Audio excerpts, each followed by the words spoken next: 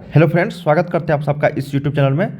दोस्तों, इस वीडियो में हम लेकर आए हैं क्लास 12 वालों के लिए, जितने भी छात्र इंटरमीडिएट के एग्जाम देने वाले हैं बिहार बोर्ड से, उन सभी छात्रों के लिए दोस्तों यहाँ पे 12 केमिस्ट्री का मोस्ट वीवी ऑब्जेक्टिव टाइप क्वेश्चंस लेकर आए हैं, जो फाइनल बोर्ड एग्जाम के लिए बहुत ही इंपॉर्टेंट रहेंगे। ठीक है, तो जितने भी छात्र इंटरमीडिएट के और आने वाले बोर्ड परीक्षा में शामिल होने वाले हैं, तो इस वीडियो को अंत तक जरूर देखना दोस्तों। एक एक प्रश्न यहाँ पे इंपॉर्टेंट रहेंगे हिंदी इंग्लिश दोनों मीडियम छात्रों के लिए। ठीक है, तो यहाँ पे हम लोग जितने भी क्वेश्चन बात करेंगे दोस्तों, सारे आप लोग को न्यू पैटर्न पे देखने को मिलेंगे। जो 50% ऑब्जेक्टिव किया गया है और 50% सब्जेक्टिव जो किया गया है, तो 50% ऑब्जेक्टिव की हम लोग यहाँ पे तैयारी अभी करने वाले हैं। ठीक है, तो चलिए दोस्तों यहाँ पे हम लोग तैयारी करते हैं, है ना। काफ़ी सारे इंपॉर्टेंट क्वेश्चंस का प्रैक्टिस सेट करते हैं, और भी काफ़ी सारे क्वेश्चंस का प्रैक्टिस सेट करना चाहते हैं दोस्तों अपने मोबाइल पे घर बैठे, है ना। तो इस लिंक को जरूर क्लिक कीजिएगा, गूगल पे लिखिएगा starkstudypoint.com, या फिर लिंक आपको वीडियो के डिस्क्रिप्शन में दे दूंगा, वहाँ से आप लोग जाके क्लिक करके देख सकते हो। काफ़ी सारे इंपॉर्टेंट क्वेश्चंस यहाँ पे आप लोगों को मिल जाएगा। ठीक है, तो चलिए दोस्तों, आप देख रहे हैं स्टार्क स्टडी पॉइंट। वीडियो को लाइक कर लीजिएगा, चैनल को सब्सक्राइब करके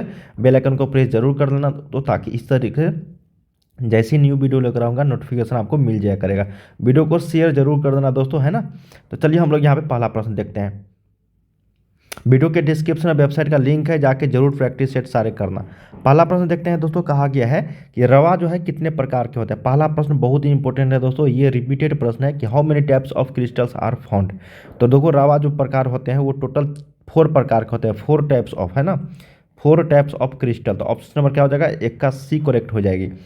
चलिए सेकेंड नंबर क्वेश्चन देखते हैं। कहा गया कि H2O बर्फ में, आइस की बात हो रही है दोस्तों, H2O ये आइस फॉर्म की बात हो रही है। ठीक है, में किस प्रकार के अपबंध पाए जाते हैं, मतलब बॉन्ड पाए जाते हैं।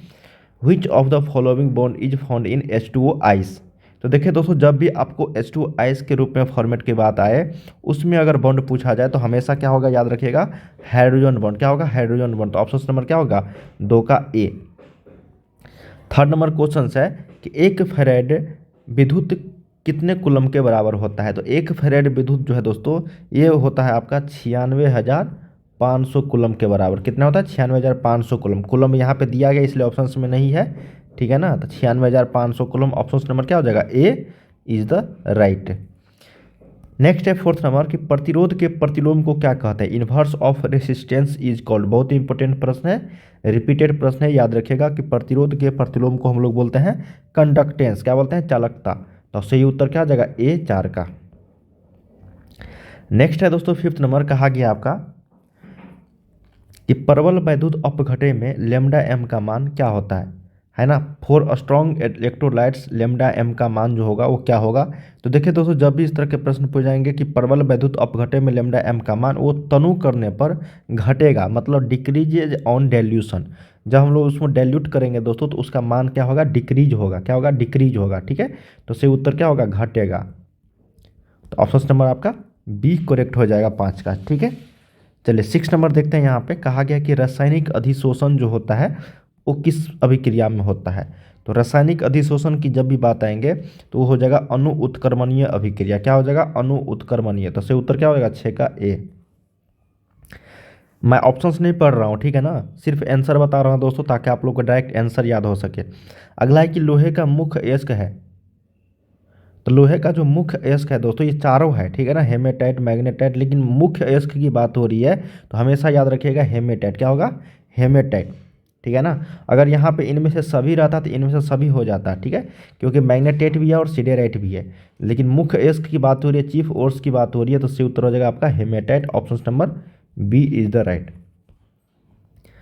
8 नंबर क्वेश्चन है दोस्तों, यहाँ पे कहा गया है कि किस प्रकार के अयस्क का सांद्रण इलेक्ट्रोमैग्नेटिक पृथक्करण विधि द्वारा किया जाता है। इलेक्ट्रोमैग्नेटिक पृथक्करण विधि द्वारा किस प्रकार के अयस्क का सांद्रण किया जाता है, वो होता है आपका दोस्तों मैग्नेटिक पार्टिकल्स। क्या होता है, चुंबकीय कण। ऑप्शन नंबर 8 का बी। चलिए 9 नंबर क्वेश्चन देखते हैं अगला। कहा गया कि कॉपर माटे में होता है, कॉपर माटे कंटेंस, कॉपर माटे में किस किस का मिश्रण होता है, मिक्सचर होता है, वो आपको यहाँ पे पूछा गया है। तो ये हो जाएगा आपका CuS2 प्लस आपका क्या हो जाएगा, FeS। तो सही उत्तर ऑप्शन नंबर आपका बी यहाँ पे राइट हो जाएगा।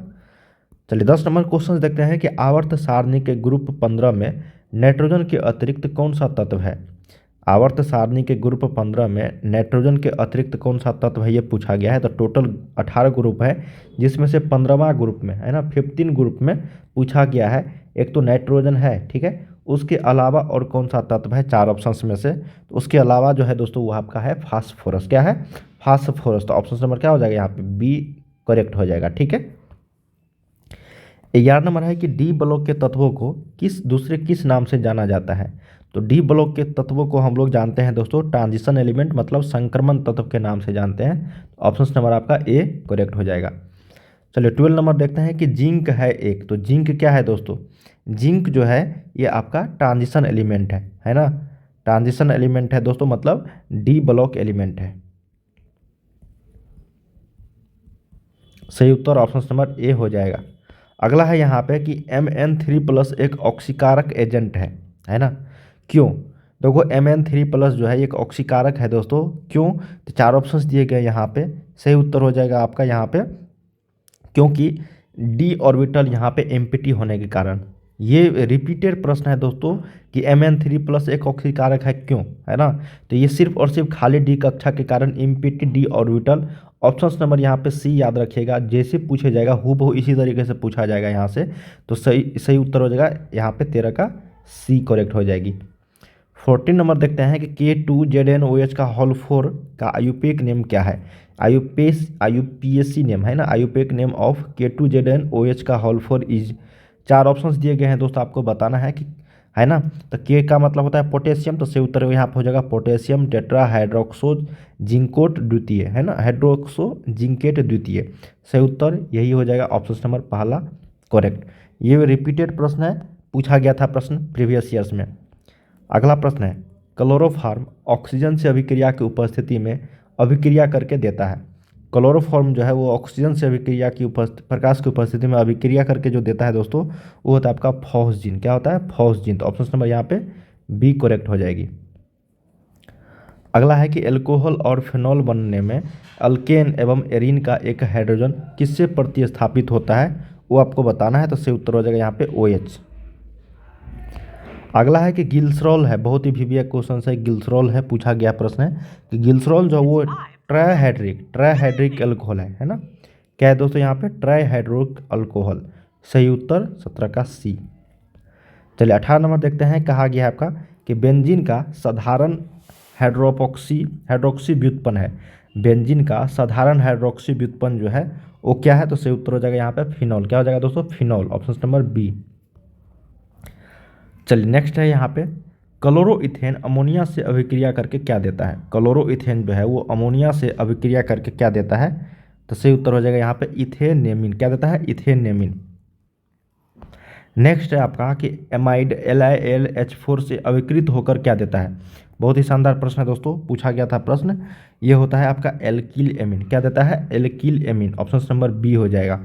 एमाइड LiLH4 से अभिकृत होकर रिडक्ट होकर बनाता है आपका एल्किल एमिन। अब ये तो सिंपल है कि HCOOH का आयुपेक नेम क्या है। तो HCOOH का जो आयुपेक नेम है दोस्तों ये आपका हो जाएगा यहाँ पे मिथेनोइक एसिड। क्या है? IUPAC name methanoic acid. और इसका नॉर्मल नेम है है ना। तो सही उत्तर यहाँ पे आयुपीएसी नेम पूछा जाएगा जब मेथेनोइक एसिड हो जाएगी, मेथेनोइक अम्ल। Option number C. अगला है कि ऑक्जेलिक अम्ल का आयुपीएसी नेम क्या है। देखिए आयुपीएसी नेम काफ़ी सारे प्रश्न पूछे जाते हैं। तो ऑक्जेलिक अम्ल का जो यहाँ पे पूछा गया है दोस्तों तो ये हो जाएगा आपका इथेन डाइओइक अम्ल। क्या हो जाएगा? Ethane dioic acid. Option number C. अगला प्रश्न है कि मिथाइल नाइट्रेल का सूत्र क्या होता है। तो मिथाइल नाइट्रेल का the formula of methyl nitrile is. सही उत्तर हो जाएगा दोस्तों आपका CH3CN। ये इसका फार्मूला है CH3CN। ठीक है। चलिए अगला प्रश्न देखते हैं। कहा गया है कि साधारण कार्बोक्सिलिक एसिड जल में घुलनशील होता है क्योंकि उनके बीच क्या होता है, कौन सा बॉन्ड पाया जाता है ना। Simple carboxylic acid are soluble in water due to formation of. इनके बीच कौन सा बॉन्ड पाया जाता है वो आपको बताना है। तो इसका जो आंसर हो जाएगा दोस्तों सही उत्तर हो जाएगा आपका हाइड्रोजन बॉन्ड। क्या हो जाएगा? Hydrogen bond. Option number B. चलिए अगला है कि फ्रुक्टोज का सूत्र क्या है। तो फ्रुक्टोज का तो देखिए दोस्तों फ्रुक्टोज का जो सूत्र होता है the formula of fructose is होता है C6H12O6 C6H12O6। Option number A सही हो जाएगा, जो ग्लूकोज का होता है, ठीक है। 26 नंबर है कि कार्बोहाइड्रेट जो जलांकित होकर 3 से 10 मोनोसैकेराइड बनाता है उसे हम लोग क्या कहते हैं। बहुत ही शानदार प्रश्न है कि कार्बोहाइड्रेट जो जलांकित होकर 3 से 10 मोनोसैकेराइड बनाता है उसको हम लोग बोलते हैं ओलिगोसैकेराइड। क्या बोलते हैं? ओलिगोसैकेराइड। तो ऑप्शन नंबर यहाँ पे बी करेक्ट हो जाएगी। चलिए अगला प्रश्न देखते हैं कि अमीनो अम्ल में 2 सक्रिय मूलक होते हैं, पहला है अमीनो अम्ल में 2 सक्रिय मूलक होते हैं, पहला है COOH, तो दूसरा कौन सा है यही बताना है। तो देखिए दोस्तों, अमीनो अम्ल में 2 फंक्शनल ग्रुप होते हैं, पहला तो है कार्बोक्सिलिक एसिड COOH, दूसरा आपको बताना है तो ये हो जाएगा आपका NH2। क्या हो जाएगा? NH2। Option number C correct हो जाएगी। अगला है 28 नंबर के अल्फा अमीनो अम्ल के पॉलीमर को क्या कहते हैं। तो अल्फा अमीनो अम्ल के पॉलीमर को हम लोग कहते हैं दोस्तों, से उत्तर हो जाएगा इसका प्रोटीन। क्या बोलते हैं? प्रोटीन। 29 है कि पॉलीथीन किसका बहुलक है। तो पॉलीथीन है दोस्तों, तो इसका सही उत्तर हो जाएगा इथीन का, है ना। नेक्स्ट है 30 नंबर, कहा गया कि रबर, स्टार्च, सेलुलोज एवं प्रोटीन जो है वो किस प्रकार के पॉलीमर है। तो ये सारे दोस्तों आपका नेचुरल पॉलीमर है, मतलब प्राकृतिक पॉलीमर। तो ऑप्शन नंबर यहाँ पे बी करेक्ट हो जाएगी। चलिए अगला प्रश्न देखते हैं कि ब्यूना एन तथा ब्यूना एस एक प्रकार का कौन सा रबर है दोस्तों, यही पूछा गया है। तो ब्यूना एन तथा ब्यूना एस जो है ये आपका सिंथेटिक रबर है, मतलब संश्लेषित रबर है, पूछा गया प्रश्न था। ऑप्शन नंबर बी संश्लेषित रबर। 32 है कि ज्वर कम करने में प्रयुक्त दवा को हम लोग क्या कहते हैं। तो ज्वर कम करने के लिए प्रयुक्त दवा को हम लोग कहते हैं ज्वरहारी। क्या बोलते हैं? ज्वरहारी। Option number C. अगला है 30 नंबर की सोलर सेल में उपयोग किए जाने वाले पदार्थ में होता है। देखिए सोलर सेल में उपयोग किए जाने वाले पदार्थ में जो होता है वो आपका होगा सिलिकॉन। क्या होगा? Silicon, Si। 34 नंबर देखते हैं, कहा गया है कि निम्नलिखित में से कौन अनुसंख्य गुणधर्म नहीं पालन करता है। वो होता है दोस्तों आपका एलिवेशन ऑफ बॉइलिंग पॉइंट, मतलब वाष्प दाब, वो अनुसंख्य गुणधर्म का पालन नहीं करता। ऑप्शन नंबर सी। लास्ट है आपका 35 नंबर, कहा गया है कि विशिष्ट चालकता की इकाई होती है। तो विशिष्ट चालकता की स्पेसिफिक कंडक्टेंस की जो इकाई होती है वो होती है आपका दोस्तों प्रति ओम प्रति सेंटीमीटर। ऑप्शन नंबर आपका सी करेक्ट हो जाएगी, ठीक है, प्रति ओम प्रति सेंटीमीटर। तो दोस्तों हम लोगों ने यहाँ पे टोटल क्वेश्चंस किए हैं 35, है ना, केमिस्ट्री का, रसायन विज्ञान का, जो आप सभी के एग्जाम्स के लिए काफ़ी इंपॉर्टेंट था। वीडियोज़ को लाइक कर लीजिएगा दोस्तों और शेयर जरूर कर दीजिएगा इस वीडियोज़ को, ठीक है, ताकि कई सारे छात्र आप लोगों के जान पाएंगे, ठीक है। और टेलीग्राम पे जुड़ जाइएगा, लिंक डिस्क्रिप्शन में है उसका। वेबसाइट पे जाके प्रैक्टिस सेट कीजिएगा, फिजिक्स का, केमिस्ट्री का, बायोलॉजी का, मैथमेटिक्स का, हिंदी का, इंग्लिश का, सभी का आप लोग को यहाँ पे सारे क्वेश्चन आंसर मिल जाएंगे, ठीक है। तो जाके जरूर प्रैक्टिस सेट कीजिएगा सारे, लिंक डिस्क्रिप्शन में, या फिर गूगल पे जाके सर्च कर सकते हो starstudypoint.com, ठीक है।